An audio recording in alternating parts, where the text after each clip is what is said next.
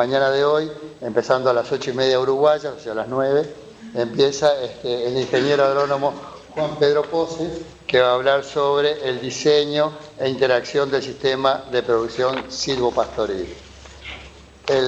Juan Pedro es ingeniero agrónomo, él ha trabajado, ha hecho una tesis de grado sobre sistemas agroforestales en el Uruguay, en el 93. Actualmente ocupa un cargo de gerente de tecnología forestal en Bayerhauser, Uruguay, Sociedad Anónima.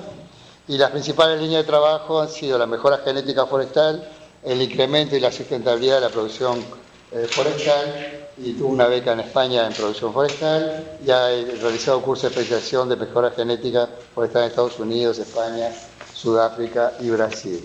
Y como no queremos gastarle su tiempo, le invitamos a pasar y él va a estar un ratito largo comenzando y va a manifestar sus experiencias con respecto a este sistema.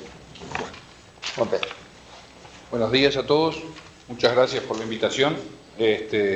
Felicitaciones a todos los veterinarios en su día. Y bueno, yo me siento un poco un perro verde acá, un agrónomo que sabe de árboles, hablando entre gente que sabe de animales, pero voy a intentar darles un panorama de qué se trata esto. El tiempo era 45 minutos, yo tenía algunos ejemplos de una presentación anterior que me pareció que era interesante ponerlos, pero como eran muy empíricos de alguna manera, preferí enmarcar más bien el tema en la generalidad y en las potencialidades del sistema, y estoy seguro que tanto Carolina como Rafael van a dar una visión mucho más concreta y precisa con algunas cosas que han visto y con más propiedad que yo, que si me ponía a hablar de producción animal probablemente metiera la pata. Así que la intención de mi charla es enfocarles un poco al sector forestal muy rápidamente, a ver si paso esto, darle un poco una visión general del sector forestal sin gastar demasiado tiempo, algunos disparadores como para pensar por dónde pueden ir las cosas, definir algunas cosas de los sistemas agroforestales, y después voy a tratar de hablar de 3 situaciones de lo que es la producción combinada de árboles, animales y pasturas, como para un poco darles una idea de qué se tratan los sistemas. Y después al final hay un poco un listado de oportunidades donde estamos y cómo se podría avanzar, un poco desde mi perspectiva, que puede ser siempre un tema polémico para discutir. La ley forestal se aprobó en Uruguay en el año 1987, o sea que ya llevamos 25 años de ley forestal, y fue una ley que en aquel momento, año 87, salía de un proceso de dictadura, un proceso de facto que había generado determinados rezagos en algunas áreas. Se estaba intentando retomar la matriz productiva, y el foco central de esa ley fue diversificar la producción uruguaya.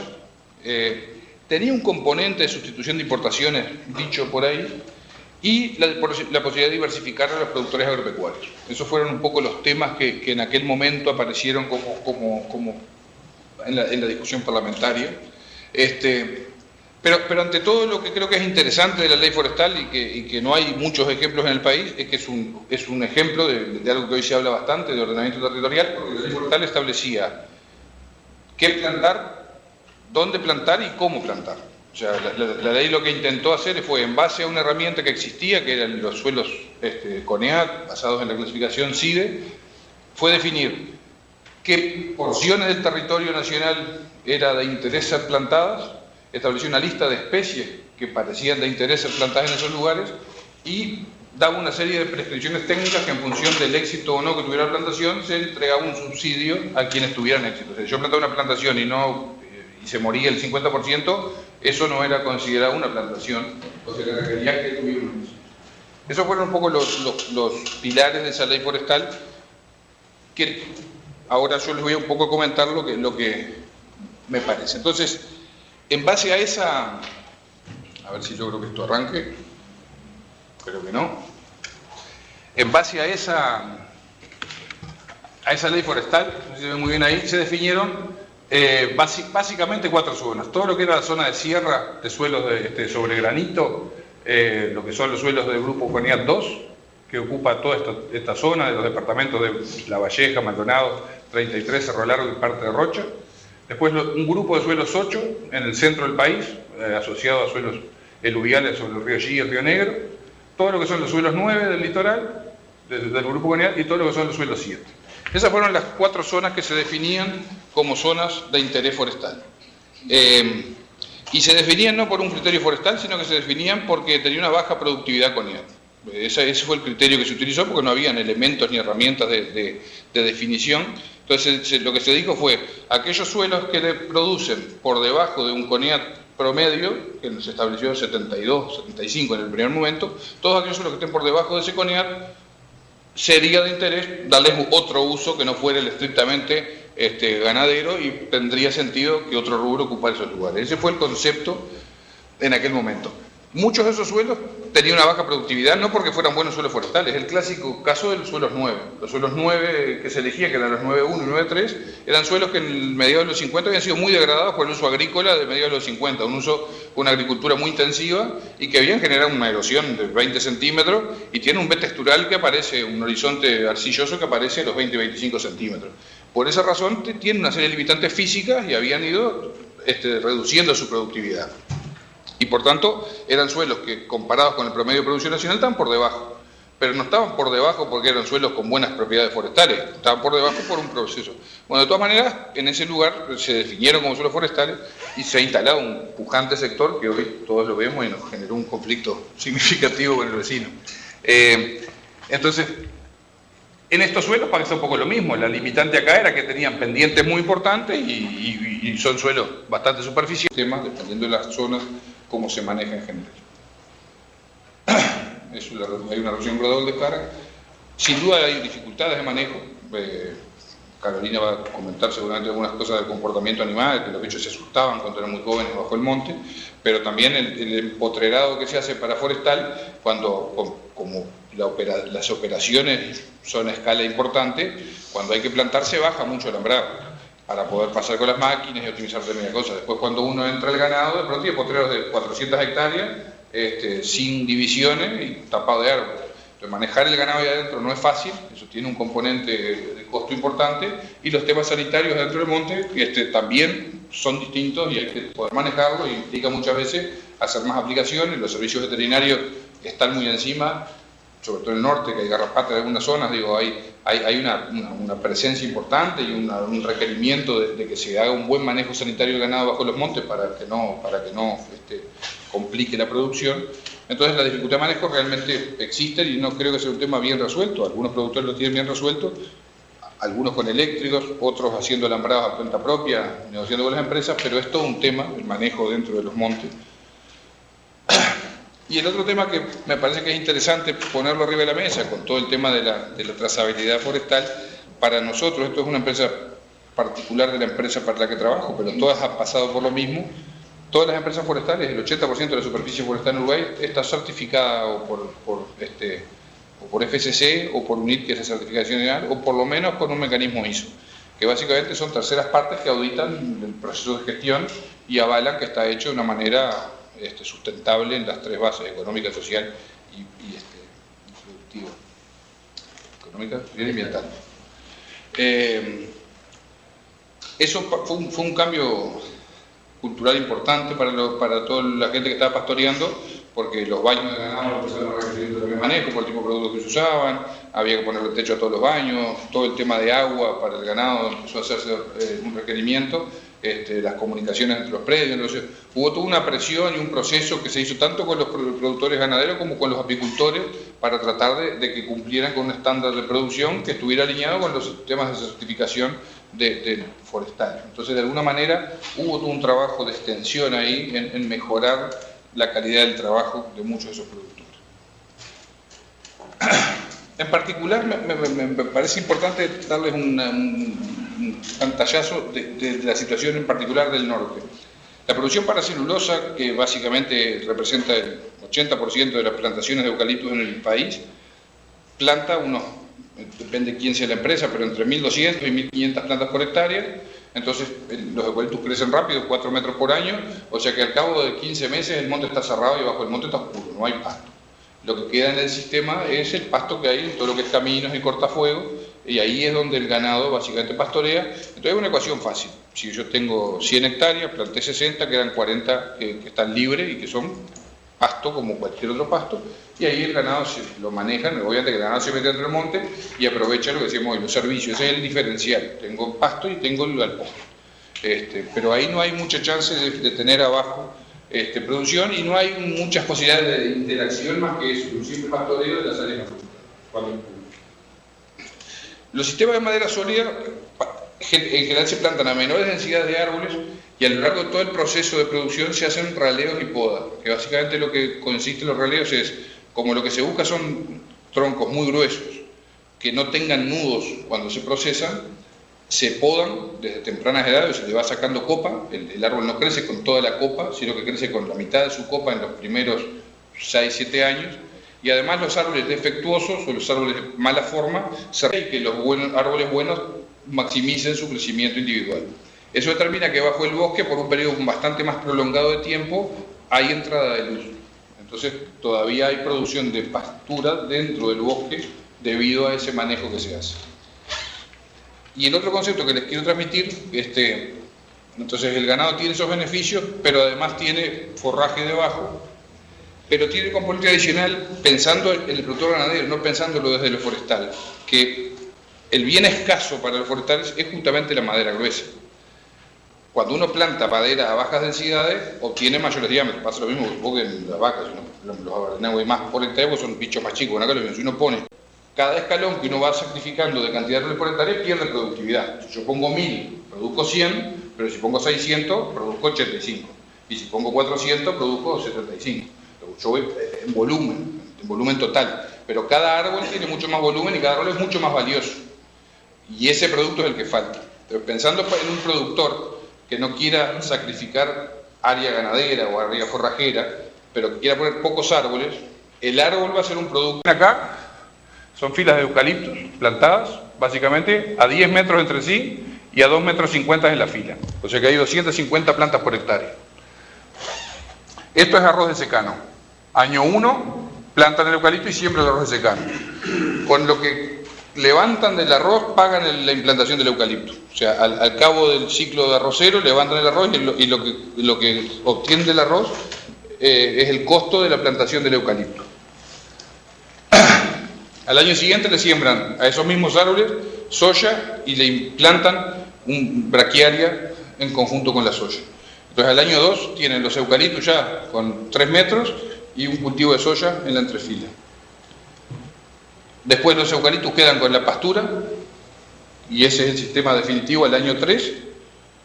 Y esta es una foto a los 4 años y medio donde todavía la braquiaria, que es un pasto que soporta bastante la sombra, está y tiene el ganado. Entonces un sistema que a lo largo de 5 años pasaron 3 cultivos, tienen el sistema ganadero produciendo y todavía tienen los 250 árboles de eucaliptus creciendo encima del sistema para poder producir. En Guichón... los entraron ahí en ese momento.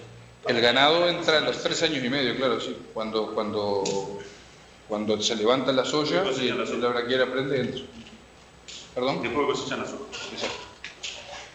Acá en Guichón se hizo alguna experiencia parecida con trigo y árboles, con relativo buen éxito. Lo digo, son sistemas complejos, yo no digo que esto sea fácil, lo que quiero decir, existe, esto no es igual en Uruguay, pero es un sistema que con sus adaptaciones, con su comprensión, en determinadas circunstancias pueden andar. Y estos árboles, es lo que digo, si ustedes miran esos árboles, yo estuve en ese lugar y esos árboles a los 5 años tenían 25 centímetros, o sea, crecen bien los eucaliptos, pero tenían 200. Entonces tampoco es que tenga que poner el capital en los árboles por mucho tiempo, sino que tiene el servicio de la sombra y un producto de más valor que simplemente pongo el 30% de mi predio a producir celulosa. Tengo que terminar, así que me voy a apurar. O sea que esto es una oportunidad, yo creo que es claramente una oportunidad, pero son sistemas complejos y que hoy, con información de cuánto vale la madera, con información de quiénes son los agentes que compran la madera, de pronto hay más input para ponerle al sistema que los que habían antes para meterse en un baile de esto sin saber nada. Yo creo que hoy con los valores de la agricultura, con los valores de la forestación y con un sistema ganadero tonificado, de pronto estos sistemas más complejos empiezan a tener un espacio que valga la pena manejar. Ya estoy terminando, ¿eh? El marco normativo lo comentamos antes. Hoy estamos ante una situación donde la ley de ordenamiento territorial está poniendo presión sobre el ordenamiento de los distintos rubros productivos y no se ha implementado, pero está generando ruidos importantes. Los planes de uso y manejo de suelos van a ser otra cuestión que van a requerir esto, y el Ministerio, en todas las zonas bajas, al sector forestal, lo que le está diciendo es que sea más proactivo en interactuar con el sector ganadero, y ven los montes una alternativa de protección del suelo y de manejo adecuado del suelo. Hay un libro que yo lo tengo, que creo que para ustedes puede ser interesante leerlo, que lo hizo la Dirección de Desarrollo Rural del Ministerio, que fue un relevamiento de los factores que implican la adopción de tecnologías. Rafael va a comentar también su experiencia, pero es un relevamiento. Está en internet, o sea, ese es el link, yo después le dejo la presentación, ese es el link al libro. Y la ley forestal hizo algunos ajustes que me pareció interesante transmitírselos, que están acá. Eso era lo que la ley original, el artículo 5, tenía respecto a lo que son bosques de protección. Cuando Mujica era ministro, le agregó ese punto. Si es parte de los bosques de servicio en un predio agropecuario con superficie máxima del 8% del predio. O sea que se agregó expresamente que hasta el 8% del predio puede ser utilizado para bosques de servicio con los beneficios que tienen los bosques de producción. Si usted no es productor ganadero, pero hasta el 8% de la superficie de su predio usted lo puede plantar como un bosque de protección. ¿Y qué ventajas tienen los bosques de protección? Son básicamente, yo lo iba a remarcar y no lo remarqué, pero son las que básicamente están ahí. Queda exonerado de todos los impuestos, básicamente queda exonerado de todos los impuestos, patrimonio, IMAGRE y contribución inmobiliaria. Ese 8% no paga ningún impuesto, que tampoco lo paga el monte nativo. O sea que si un productor tiene 100 hectáreas, hay 8 de monte nativo y 8 de esto, descontaría el 15% de todos los impuestos de su predio, los actuales y los futuros. Y además, a través del plan ganadero, que ahora es la Dirección de Desarrollo Rural, hay un sistema de apoyo a los costos no forestales, hay un sistema de subsidios a la producción de sistemas agroforestales entre los predios. O sea que ese 8% cuenta con un fondo que tiene una componente de extensión. Entonces hay una expresa intención del gobierno de fomentar la forestación dentro de los predios, y me parecía importante resaltarlo, porque es una alternativa que existe y no se ha utilizado mucho. ¿Hay un mínimo de árboles por hectárea? No, el proyecto es lo que vale. Tenés que presentar un proyecto técnico explicando por qué lo haces. Puedes plantar roble, pecán o cedro y no importa cuántos árboles. Tenés que justificar por qué poner 5. Es decir, pongo 5 porque quiero producir piña. Pero te aceptan básicamente que ingrese el rubro como tal. Bueno, y eso es un poco el cierre de todo esto. Entonces, con los actuales valores de la tierra y la presión sobre los rubros, todos que estamos en la producción estamos producir más por metro cuadrado, eso nos pasa a todos, debemos producir más cantidad y más dinero por metro cuadrado, esa es la tendencia general. Entonces los sistemas van a tender a complejizarse, como es este caso, y hay un montón de otros más.